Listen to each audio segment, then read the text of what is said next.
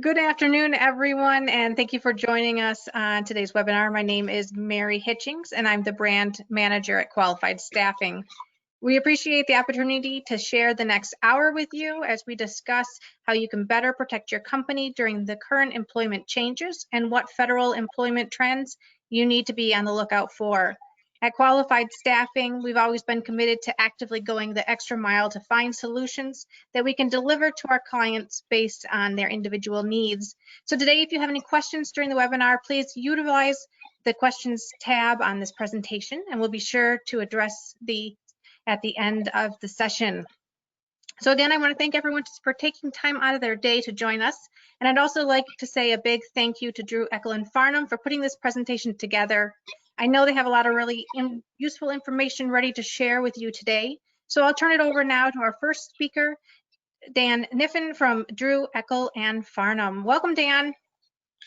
Hi, Marion. Thank you very much, and good afternoon, everybody. It's a pleasure to be with you this afternoon. Certainly appreciate you taking time from your busy day to discuss and listen about employment law topics with us. We're honored, again, to be able to partner with Qualified Staffing for the webinar, as we've had the pleasure of working with them many times over the years. Our panelists today are going to be myself, Megan Noble, Meredith Guerrero, and Neil Brunitz. We're all with the law firm of Drew Eckel and Farnham in Atlanta. We all specialize in employment law.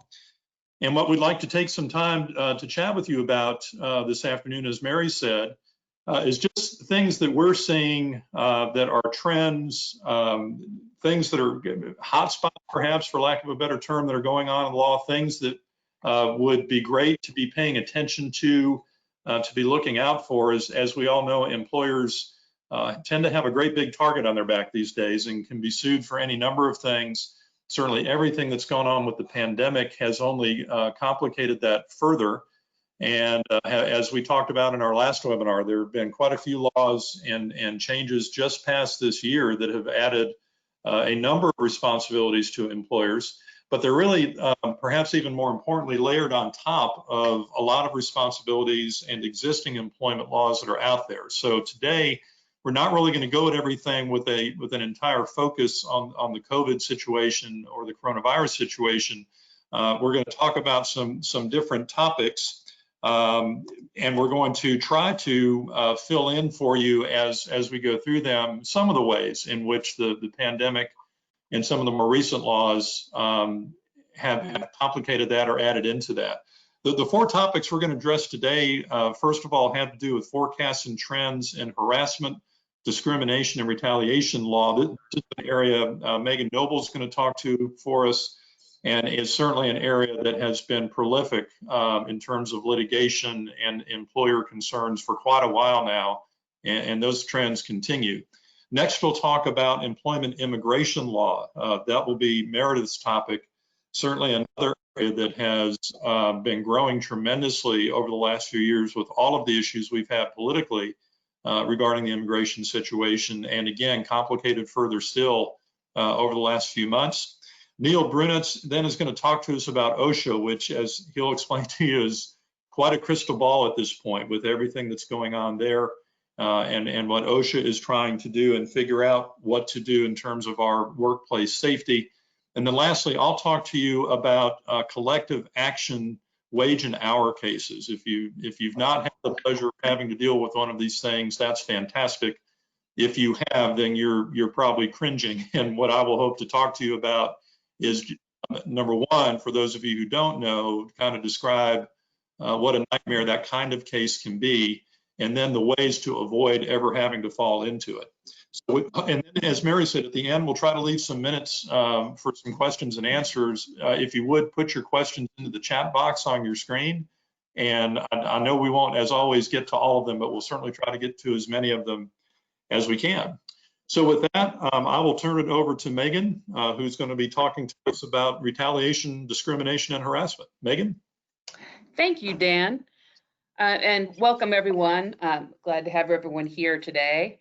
It's been a really busy year for everyone in HR, management, and on the employment law side on our end, for sure. I think we've all been exceptionally busy in good and bad ways as a result of the pandemic, as Dan intimated earlier. And we're also, in many cases, helping employers transition into the next phase of employment, at least for right now, whatever that is. But what I wanted to do is talk about, just first give you an overview of the issues I want to address today, of things that I see coming down the pike, what we're seeing now, and what we see likely to be causing issues for a little while. First being, we anticipate an uptick in claims under the Americans with Disabilities Act. Second issue would be, we anticipate when people are back in the workplace, if they aren't already, just a heightened awareness regarding social justice and equality, from Black Lives Matter to rights for people in the workplace who didn't have them before. Another continued issue, I would say, would be sexual harassment claims, which continue in popularity, and some trends we've seen for putting federal claims in state court that we think you should be aware of. Generally speaking, another topic, electronically stored information and how this impacts all kinds of harassment, discrimination cases, and what you need to be aware of and how this impacts cases you may be involved in. And finally, just to touch on one more topic would be the National Labor Relations Board in non-union workplaces. Sounds like a lot of information. Obviously, we're not going to go too deep in any of it, but I want to give you just an idea of things to be aware of and what you might anticipate. Let's start with the ADA. The ADA has come under extreme focus, obviously, in the past few months, especially during the pandemic, in three major ways. It obviously regulates an employer's ability to make inquiries about disability under normal circumstances. It stops employers from excluding individuals with disabilities for work or for health and safety reasons, really, from working unless they pose a direct threat. And also there's the constant burden on employers, burden's the wrong word, the constant duty of employers to reasonably accommodate persons with disabilities. That's been unique, I'd say, in the last few months, because normally the last thing that people in HR or management want to do is get too deep into somebody's disability if they can avoid it, ask a lot of questions that you're not supposed to really ask. But the pandemic has obviously loosened things up a little bit in that regard, because EEOC guidance that I've referenced on this page allows employers basically to ask questions you would never ask before during a flu season, which this isn't, such as, are you experiencing symptoms of COVID? Can we require a temperature check? Yes. And doctor's notes sometimes.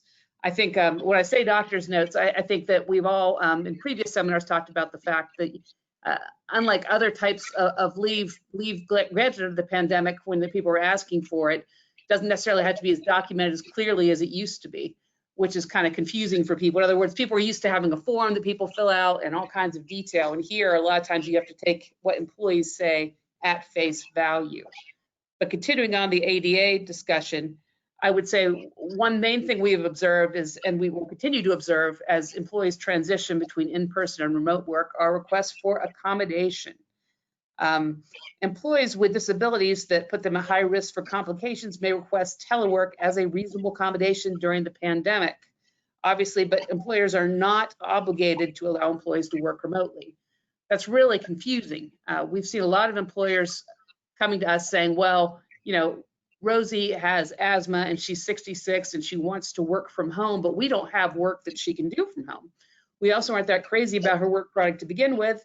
We're concerned about giving her private information at home and her productivity. Do we have to allow her to work from home? The answer is you don't have to create a work from home program if you don't have one, but it's definitely can be considered a reasonable accommodation. And if there's any way you can do it, I'd say generally right now it's a good thing to look into. Once again, not obligated to allow people to work remotely, but we think it's generally a good idea in these circumstances. Now, the EEOC has confirmed, once again, that higher risk employees can request accommodations. And as I mentioned earlier, certain underlying medical conditions, asthma, immunocompromised, different things, could increase the likelihood that a reasonable accommodation request should be granted if you can for someone who doesn't normally work remotely.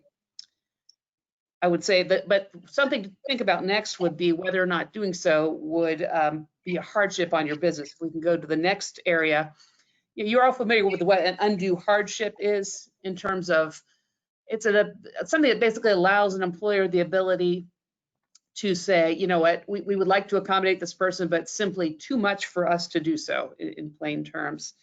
Based on the guidance we've seen from the EEOC and the language we're reading from the Centers for Disease Control and everything else, you're probably not going to be able to meet the burden by employees who want to wear protective equipment or who request that non-essential functions of work or schedule alterations be made. In other words, if they need some accommodation as a result of their underlying condition or disability, we think that these types of requests are generally going to be considered to be not to meet the burden of undue hardship. I will say a caveat to that, an important caveat though, is accommodations are not necessary for employees requesting them to avoid exposing a family member who is at higher risk of severe illness.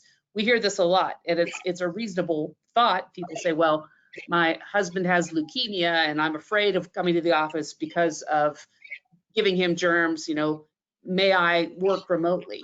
The answer is not necessarily, not for that reason. Now, we would urge most employers to try and it's a good time to be forgiving and flexible, but there's only so much you can do to accommodate people, and the situation right now is so fluid.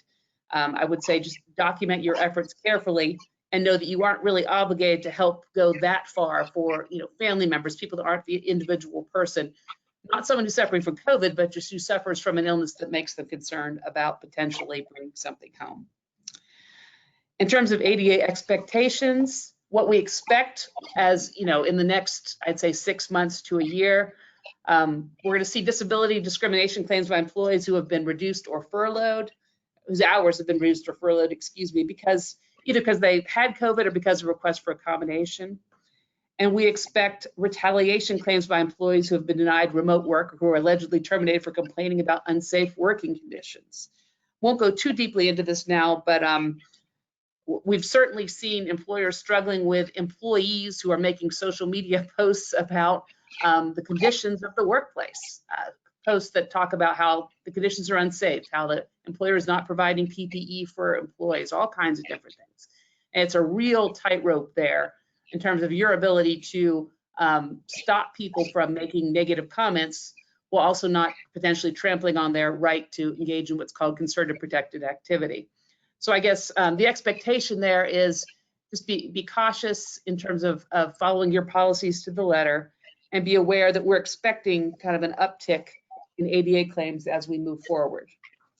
Moving on to our next topic, want to talk we would be remiss if we didn't talk about everything that's going on in the country lately, including social justice and equality issues that are going on.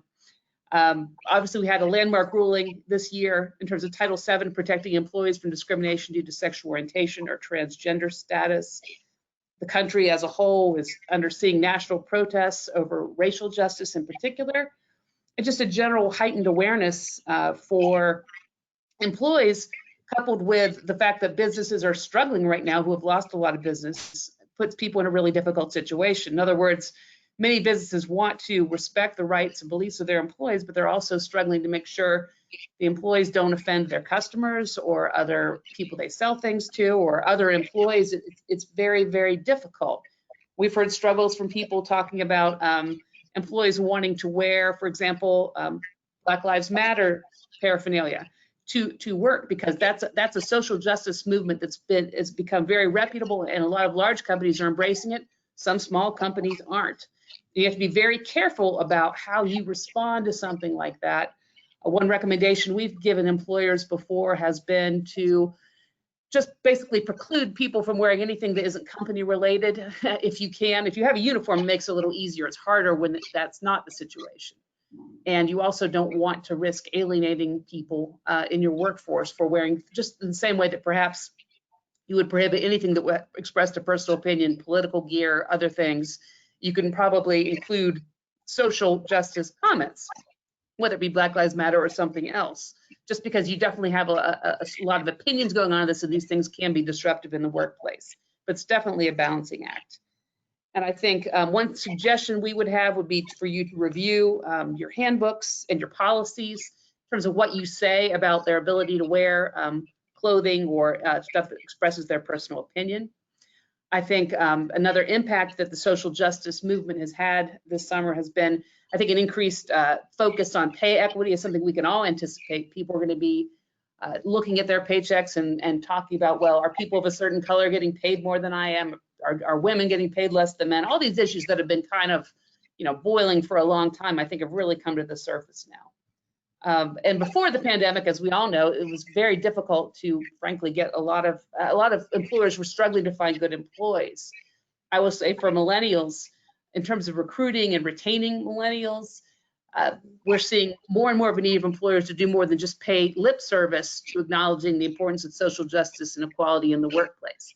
I think the temptation is oftentimes, well, we'll do a seminar or we'll do something to show how inclusive we are, and sometimes it just doesn't go far enough. So I would say one thing to anticipate is needing to look at your policies and procedures to make sure that people are able to have opportunity, and thinking beyond committees and meetings to make sure that people of color, women, minorities are actually being elevated into real positions of leadership, because that's what your clients are looking for.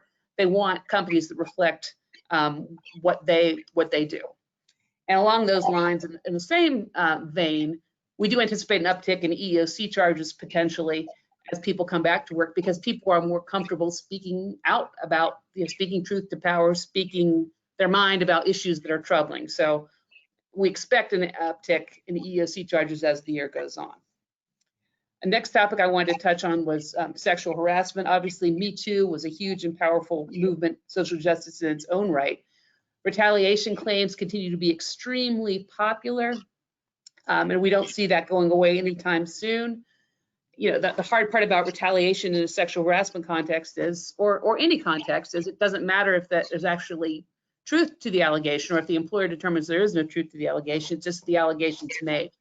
So we would say that the biggest thing we recommend generally, if you can, is if someone has engaged in protective activity, they've complained about harassment or discrimination in any way, be sure over the next few months to watch closely to make sure they're not being singled out for punishment or discipline that they weren't subject to before, to get some space between the protected activity and any eventual disciplinary action.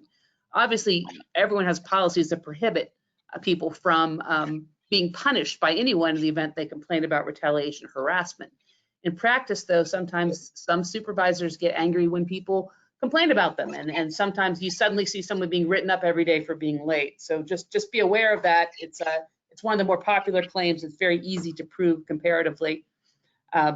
One quick note, something that we've seen as a trend here, federal court is generally where we expect to be litigating sexual harassment claims. Once people go through the EEOC process, file a charge, get a right to sue letter, you expect a sexual harassment suit in federal court.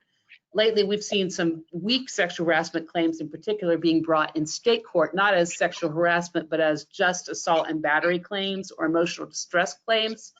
The idea is that, at least in Georgia where we are, it's more difficult to get summary judgment in state court than in federal court in a sexual harassment claim. So by kind of avoiding Title VII strictures and things that may make it more likely for them to get summary judgment, they kind of sometimes are filing weak. They use the EOC process basically to get information about the claim and to get your position, do some free discovery, and they file a claim in state court that you can't get into federal court. So just be aware of that. That's a trend we don't see going anywhere anytime soon, just because it makes it easier for them, and that's something that plaintiffs' attorneys like, because they want to spend as little time as possible on these things because they're paid on a contingency basis. So just something to be aware of. Two other things to talk about quickly. First being electronically stored information. This has an extreme impact on any type of discrimination or retaliation or harassment claim, because failure to preserve this information is a critical mistake for employers. It happens so often where these days, employee leaves under bad conditions, pretty quickly their laptop gets wiped out, everything is, people know to keep some files relating to an employee, but a lot of times information is wiped out very quickly. And then 6 months later, a year later, you get a letter from an attorney, alleging discrimination or harassment, and you don't have any documents to support your position about the employee. So I would say as soon as you have any kind of inclination that someone might be considering filing a charge or doing something from an HR perspective, just make sure that you're saving everything that you can. And if that employee is terminated or quits, that you don't wipe out that person's computer or anyone that they've accused of harassment, even if they leave. It's really tricky. It's just employees of all types, including management employees, do not like to give up their cell phones to be copied. but that's something that's very helpful to have done. Texts are frequently deleted. It's difficult to get the information to providers. It's expensive to review and preserve the information. And frankly, just the fact that a lot of plaintiffs use ESI to basically drive up the cost of settlement, because it's an easy way to bolster a weak case if you say, well, you deleted all the emails that Mary had on her computer, therefore you're trying to hide, what was going on, and so we can presume that's used against you. That's a super simplistic way of looking at it, but just know that ESI is something that we're seeing a lot of plaintiffs' attorneys weaponize against defense attorneys and employers in order to drive up the cost of settlement. And one final topic I want to touch on, the National Labor Relations Board, something we don't think about that often, but we are definitely seeing an uptick in enforcement of rights allowed under the National Labor Relations Act in non-union workplaces.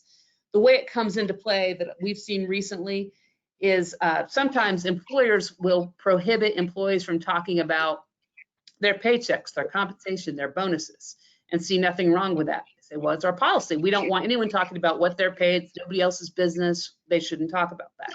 And that actually violates employee rights under the National Labor Relations Act. And if the employee complains to the NLRB, they can file an unfair labor practice charge against you.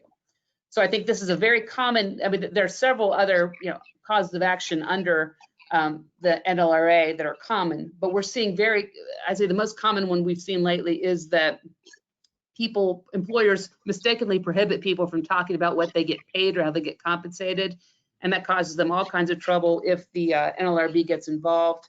So talk about that when you're training your managers to make sure that they understand that you can't have a per se policy that you can't talk about compensation, because doing so invites the NLRB to poke its nose into your workplace. So I think with that, I will go ahead and turn it over to Meredith, who is going to talk with you all a little bit about workplace immigration issues.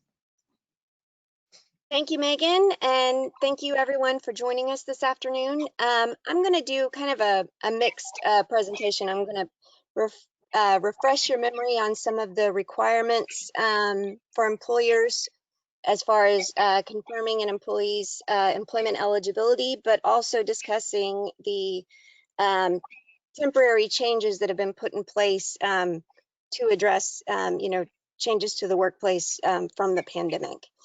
In March, once the pandemic started really affecting workplaces, the Department of Homeland Security and ICE announced that because so many workplaces were working remotely or were, not allowing all employees to come into the office or to the workplace, that you could, when you're onboarding a new employee, you could use remote things like email, fax, Zoom calls, things like that to complete the I-9, especially Section 2, where you have to inspect the employment eligibility documents. So the temporary rule says that employers who are operating remotely can do the physical inspection remotely for that period of time that they are operating remotely.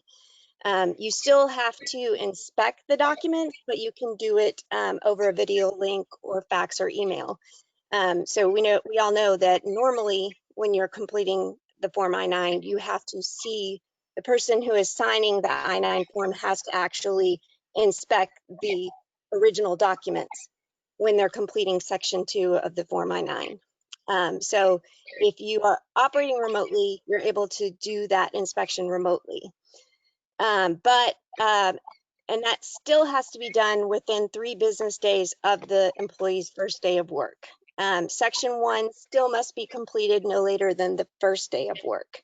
So the time requirements aren't changing at all, but just the manner in which you can inspect the documents if you're operating remotely. And then also that applies for Section 3 if you have current employees that you need to re-verify their employment eligibility. You can do so remotely as well if your workplace is operating remotely or if the employee is subject to a requirement to quarantine or a shelter-in-place order or something like that. But as with section 2, in section 3, when you are noting on the form that you've done the inspection, you should write COVID-19 somewhere on the form in that section so that it's clear that you did a remote inspection instead of the physical inspection that you normally would do. So then within 3 business days of either resuming normal operations, or if the employee comes back to work, is physically present in the office again, then you, at that time, you would need to physically inspect the section 2 or section 3 documents. So you still have the obligation to do the physical inspection, but you can at least delay that if you're operating remotely or if the employee is operating remotely because they are subject to a quarantine order. So, and then once you do that physical inspection, whoever does the inspection should write on to the Form I-9 the date on which the documents were physically examined. And you want to make sure you note that, because I have a feeling that once, things sort of resume, a little more normally, unfortunately, there's always a possibility that ICE could, request an audit of your forms.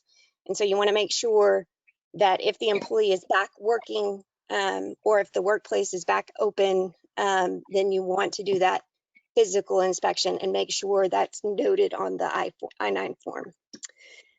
And then again, just make sure you note that COVID-19 is the reason for any delay in performing the actual physical inspection. If you're familiar with the I-9 process, whenever you audit your forms or whenever you need to correct anything that's incorrect on a form, the Department of Homeland Security requires that you do that in a transparent manner, meaning that if you have to make a correction, make sure not to use any whiteout, don't cross out anything. You want to note it on the actual form. And you can always attach additional pages to the I-9 form if you need to explain something in further detail. That's very helpful in case you're ever audited. And then this current rule about inspecting the employment eligibility documents remotely, right now has been extended through August 18th, but they're continuing to monitor. And at least, if you watch the news, certainly here in Georgia, there's still, this is still a concern for the pandemic. So I expect that the rule will be extended once again, but they will announce that. And then the other issue that I wanted to cover with you is you've probably heard about the processing of petitions for non-immigrant and immigrant workers. In March, USCIS announced that it was temporarily suspending the processing of those petitions. However, in June, they have resumed accepting petitions and have restarted processing those petitions for non-immigrant and immigrant workers. And I checked the USCIS website. The processing times for these really, it depends on the service center and the petition type, but it's ranging anywhere from 2 to 6 months according to the website. I'm not sure how accurate that is, but everything's a little bit delayed now. So if there are petitions that need to be filed, it's best to do those as soon as possible, and let your employees know that, just to make sure that they provide enough time for the processing, because it could take longer, unfortunately.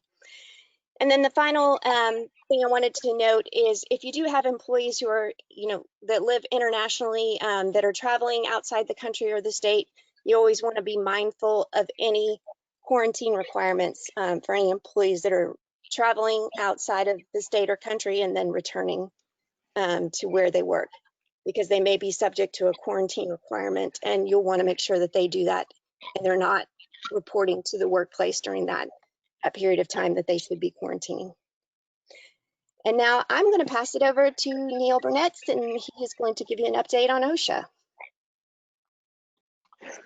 Thank you, Meredith. And as everyone can see from my screen, I made it incredibly easy on the person handling slides for this matter and simply have OSHA with a bunch of question marks. And easy enough, here's why. What I don't want to do is spend an hour and a half telling you about OSHA and their response to COVID and how they're dealing with COVID, but instead kind of hit some topics that are going to become OSHA topics in the near future, really outside of COVID. The current status of OSHA with COVID is the inspections are scaled back. They're doing a lot of them by writing via letters, asking people to submit written documentation and responses. They are having difficulty inspecting facilities because they have a duty to protect their own people, and sending them into a place that has potential COVID problems is a problem for OSHA itself.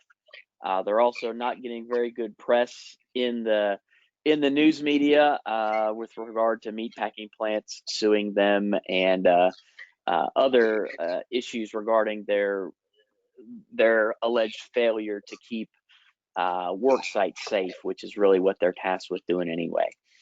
But outside of the OSHA context and outside of the COVID context for OSHA, some of the big things to kind of look for in the upcoming year or so, fines continue to go up. We're routinely seeing fines in the 6 and even a number of fines in the 7 figures. They don't appear to be coming down anytime soon. The cost of living adjustments that are in OSHA rules up the maximum fines each year now. That's something that just kind of is gonna continue. Fines are gonna go up. OSHA is kind of in a weird position, is they now have a new director who was the acting director for a few years, but the current political structure is really asking them, as along with all agencies, to reduce the amount of regulations, and that is made enforcing regulations or creating new regulations difficult for OSHA. As we are here in the summer and as things start getting back to work, OSHA is focusing on the normal things they do in the summer: heat stress, falls, excavation, ladders, PPE, training. They are really still focused on the main things that they run into day in, day out that cause employee injuries. They always publish the top 10 lists of citations and why people get cited. And the same things are typically there. It's falls, it's excavation, it's lockout, tag out issues, and training. And it's training for several different reasons. A couple things just kind of look a little farther in the future. As anyone that deals with OSHA knows, it usually takes them a few years to get new regulations or standards in place and get those enforced.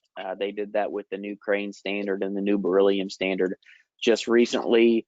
A couple of the regulations and things they have kind of under administrator review are new lockout, tag out procedures. OSHA is really kind of behind in lockout, tag out, considering there are new methods to lock out, tag out, de-energize equipment that OSHA really hasn't addressed in the standards.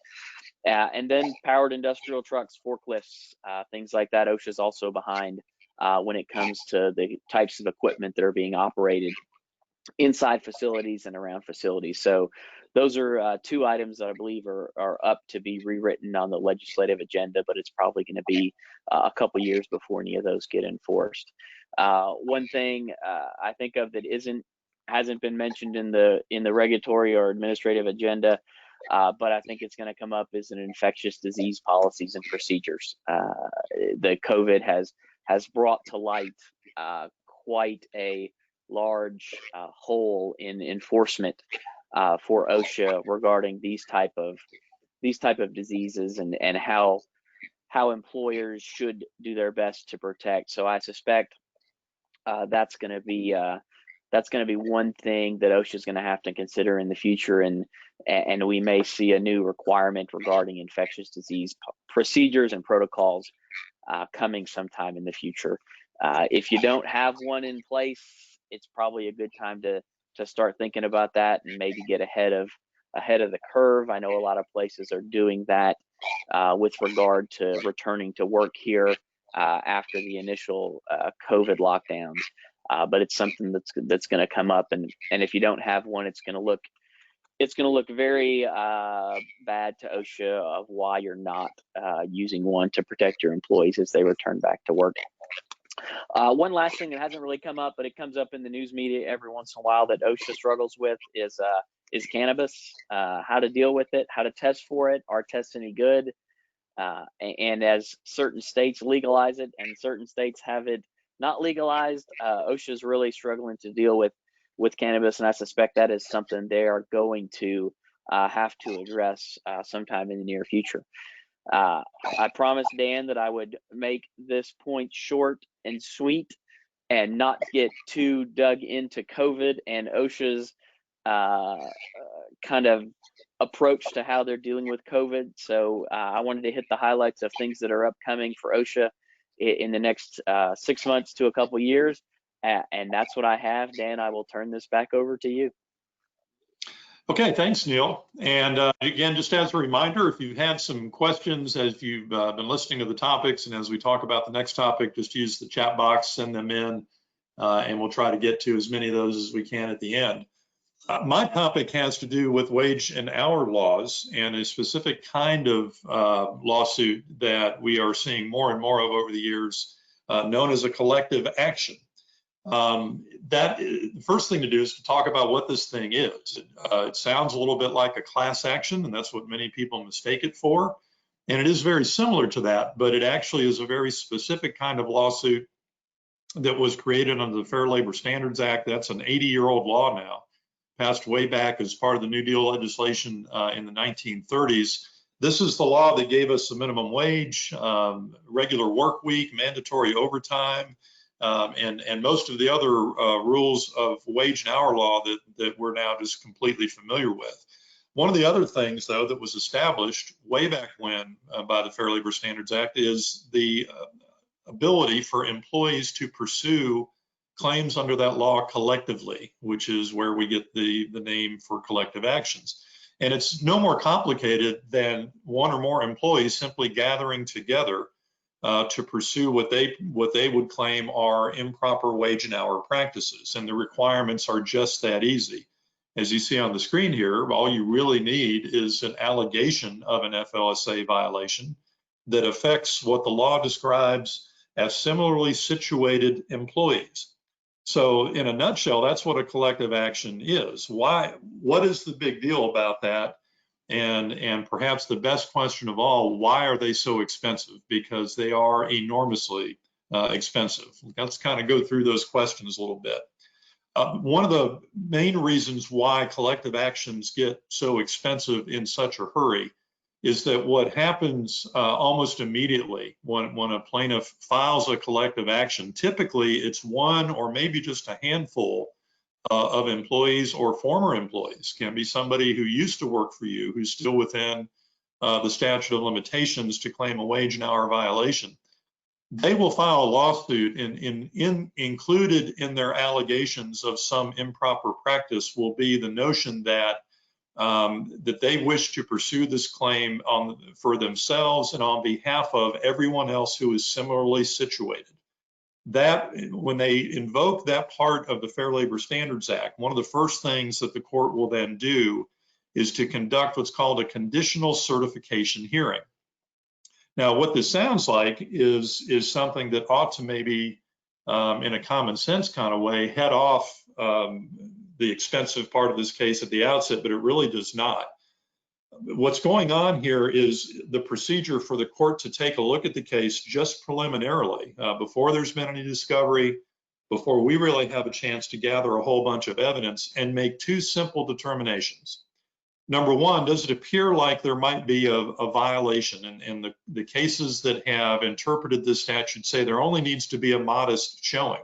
So sometimes just the allegation in the complaint that I wasn't paid overtime correctly, or I was misclassified as an employee, or my employer didn't pay me for work that I did during a break. They deducted that improperly. Any of those things, or many times what we'll see is a simple affidavit from the plaintiff or one or two other folks alleging that. That and then again, some showing that the other employees that we want to bring into this lawsuit are, quote, similarly situated. And the easiest way to think of that is anybody who is in the same class or same job description of employee that these policies would have applied to. So, for example, if you have a warehouse, a collective action might apply to everybody, all the warehouse workers in the warehouse. It might apply to all your employees there if they were all subjected to the same policy that's at issue. So again, what this early process of simply filing the lawsuit, going to court and saying, Judge, we want you to conditionally certify a class is very simple to do, and as an employer, very difficult to prevent. The problem when that happens then is that once the class is conditionally certified, the court is going to order you as the employer to engage in a process with these attorneys and with these plaintiffs who are suing you to notify everybody in this, quote, conditional class. Now think about that for a minute. Suppose you're minding your own business one day and in comes one of these lawsuits, and within probably a couple of months, maybe you're holding an order, your attorney's holding an order that says, okay, we need you to go back and identify every single employee that your break policy applies to for the last 2 to 3 years. For a lot of employers, that alone is an overwhelming process. And we've had cases where an employer simply doesn't hardly know where to begin. Their records aren't that great. Maybe they're not using a payroll processing company, or even if they are, they don't necessarily have just a button they can push to gather this information. Many times it becomes an extremely laborious, extremely time-consuming effort to go back and simply figure out who are the employees who are now part of this conditional class that we now have the pleasure of sending a notification out to say, hey, if you would like to join this lawsuit against us, all you got to do is return the form. I can tell you there are no employers who are happy about having to engage in that whole process. As the screen suggests here, these cases require us to go back a minimum of 2 years for employees who may have been affected. And of course, many times it winds up being more like 3 years. The difference between the two is that plaintiffs are allowed to go back 3 years for wage and hour violations if they can show that the violation was willful, meaning that you, the employer, knew the correct procedure or the correct law and simply failed to engage in it. That also is not something that's terribly difficult to allege or get a court to agree with for the simple purpose of how far back should we go in notifying employees. And if you're getting the impression at this point that this law is not very employer friendly, you're exactly right. And as we're going to see as we go through this, it actually can get a little worse. So we've just talked so far about why these types of cases are expensive just when they're filed, because of the amount of time, money, and energy that's required just to go back and figure out who all is going to be involved in this lawsuit. Once you know who that is, and that could be, depending on your size, that could be a few hundred employees, it could be a few thousand employees. It's going to include employees who may have worked for you a matter of days or weeks, and as well as employees who have been with you for years.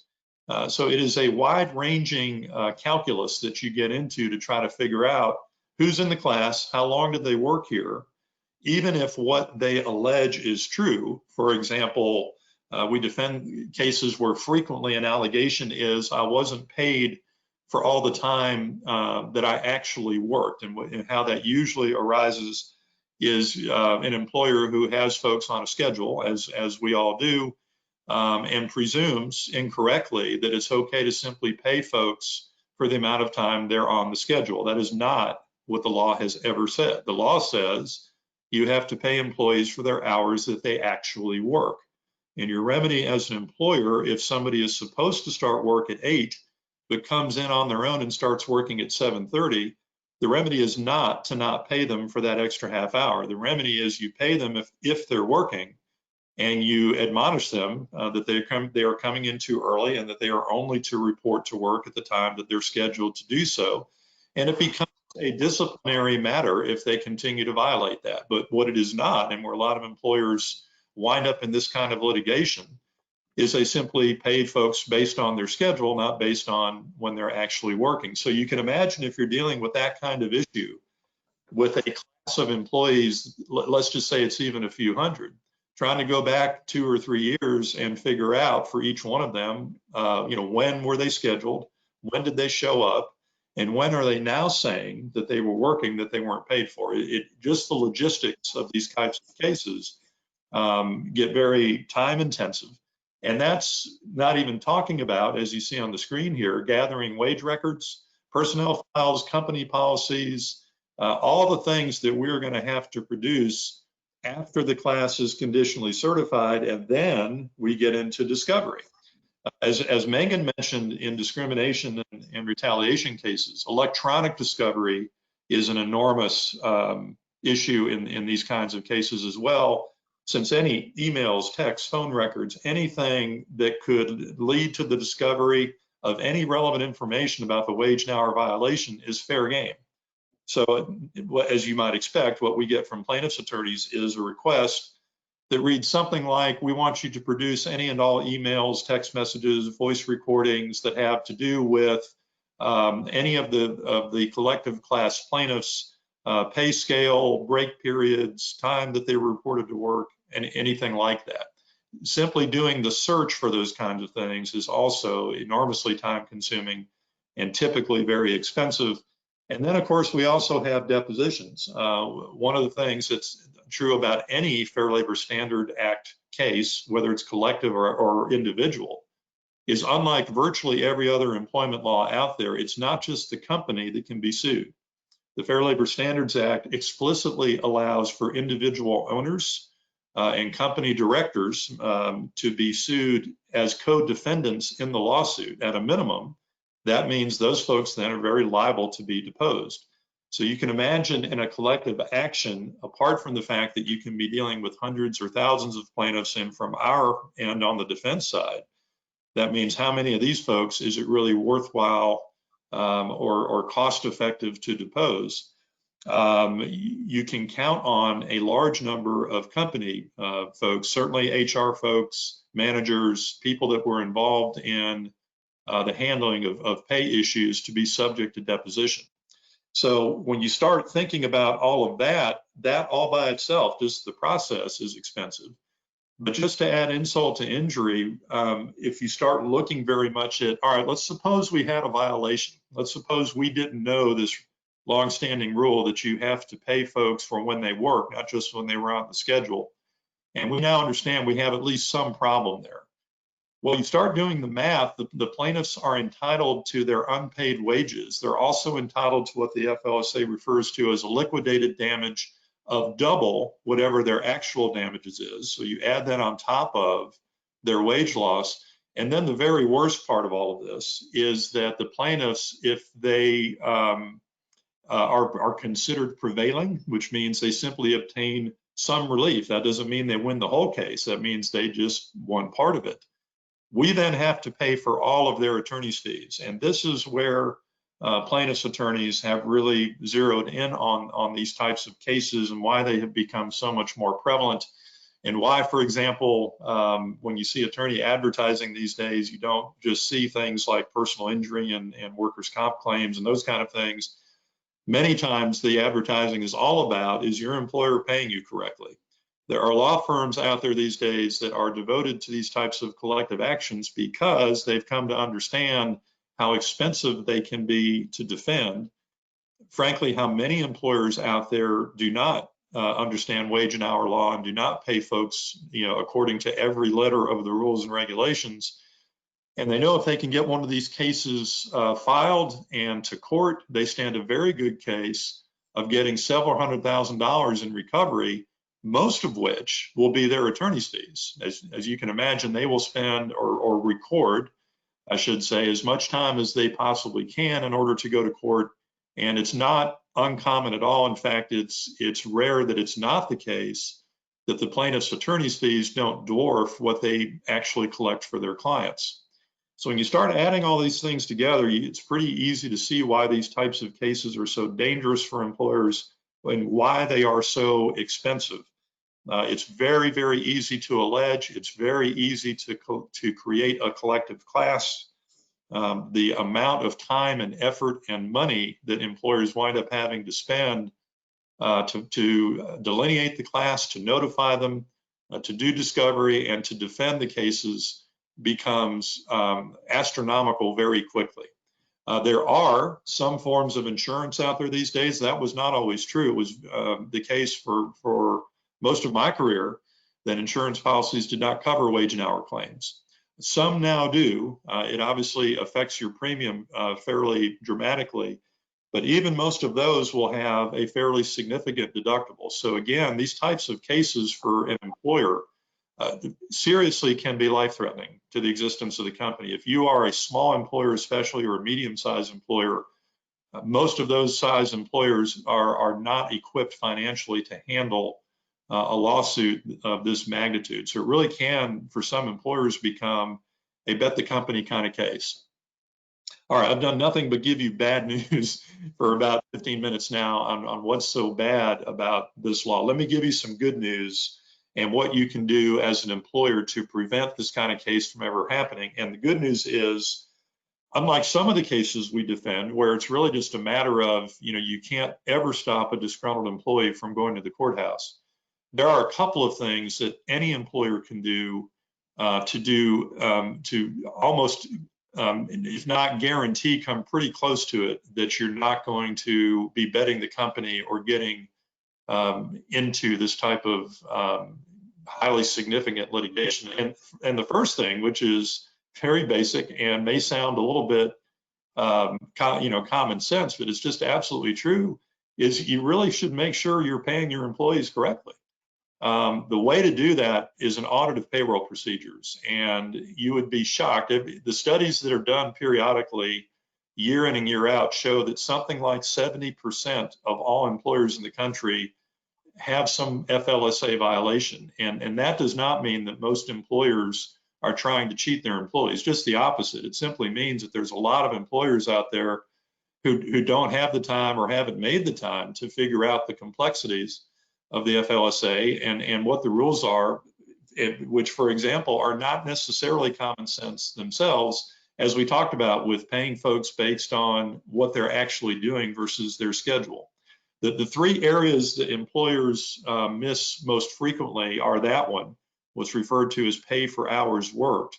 The other one is improper classification of employees. Most of us are familiar with the fact that while the Fair Labor Standards Act requires employees to be paid overtime if they work more than 40 hours in a work week, that some of those employees are exempt from overtime. So FLSA has categories of exempt and non-exempt employees, but the mistake tons of employers make is the assumption that, well, I'm going to fix this and make it easy and not have to mess with all this. I'm just going to pay folks a salary. And if I do that, they don't need to get overtime. And that is not at all true. Salary by itself is not an exemption from overtime. It has to do with the type of work and the classification of employees as the FLSA defines them that decides whether they are exempt or not. So if you haven't already, it's imperative as an employer that you understand how your employees are classified and that they are classified correctly before you exempt them from overtime. And another common area that we see in these kinds of cases is improper break policies. There are lots of rules and regulations about proper and improper deductions for regularly scheduled breaks, and it really kind of becomes something of an hours worked issue. The typical problem is an employee who will say, well, my employer deducts a half an hour every day for my lunch break, but I'm frequently having to work through my lunch hour and I'm not getting paid for it. So there are methods and procedures and policies that all need to be correctly written and probably even more importantly, actively pursued and engaged in to make sure they're being done correctly.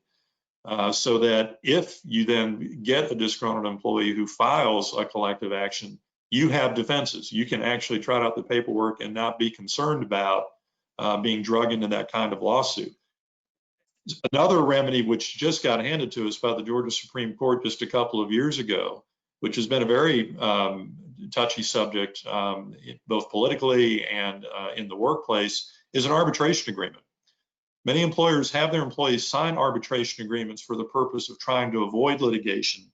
And there's some question in my mind about how successful that is, because if you've ever litigated a case in arbitration, I don't know that it's a much happier or less expensive experience as an employer than it is our court system. But it's worth it if nothing else, because in this Epic Systems versus Lewis case, what the Supreme Court told us was an employer and an employee can waive the employee's collective action remedy through an arbitration agreement. So that's another terrific way to keep folks or keep employers from being subjected to this kind of litigation, is to simply have an arbitration agreement with your employees in which they agree that if they have a wage and hour claim, they're going to have the right to pursue that, but they are not going to be able to engage in a collective action. So that's, in a nutshell, as quickly as I can go through it, this kind of monster out there known as collective actions, which again are tremendously expensive, but if nothing else, really argue for paying attention to how you're paying folks, doing not just an audit, but ideally an annual audit that allows folks or allows you to be sure that you are paying folks correctly and have good defenses available should you wind up in one of these types of lawsuits. So with that, we're going to go to the questions, and we have one which will about work for the time we have left. And it has to do with the wage and hour issue, so I'll take that. And the question is, what if employees arrive earlier than their shift, but don't start working until the time scheduled? Even that's going to be just a little bit touchy. If they're not working, that's great. And if they were simply sitting there, maybe they're just hanging around in the parking lot, they simply get there early, but they're not actively engaged in their employment or in their work, then that's not an issue. But again, I would still encourage you, if you were my client and had this situation going on, to try to make sure your managers or somebody are keeping an eye on that situation, that folks are not beginning work before they're scheduled, because it is so easy to get tripped up on this, because obviously the folks doing payroll aren't necessarily aware of that. And if your managers aren't paying attention to it and making sure that there's a difference there between folks just kind of hanging around and folks actually working, you also have to be careful of employees who might claim, well, yeah, I mean, I was told that I had to show up early and wasn't allowed to start working, but I was required to be there. And that's all hearsay, and that's all they said, we said kind of stuff. But as I said, it's kind of an illustration of what I was saying a minute ago. It's not enough to just do your audits and have your policies and procedures. It's important that somebody is paying attention to those. It's important that you talk about them with your employees. If you're doing, regular meetings, whether it's safety meetings or things like that, it's important to bring those issues up and address them head on. Number one, you're going to prevent a lot of problems from happening that way, but you're also going to have then a lot of great evidence to be able to demonstrate to a court that, look, we not only were there no violations, here are the meetings, here are the notes, here are the memos, here are the emails, whatever we put out to make sure our employees know what they should be doing, what they shouldn't be doing, and that we're going to make sure they get paid correctly. That is the kind of evidence that is frequently missing in these cases when we go to defend them, and just makes resolving those cases, getting out of those cases, that much harder. So folks, that about does it for us. We're right up at the hour mark. And again, I just want to say on behalf of Drew, Echo, and Farnham, we very much appreciate your time here. Certainly, if there's anything that we can do to assist you, please feel free to contact us. With that, Mary, I'll just turn it back over to you.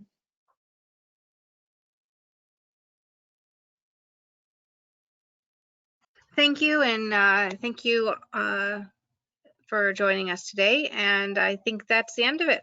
So everybody have a great day. Thanks again.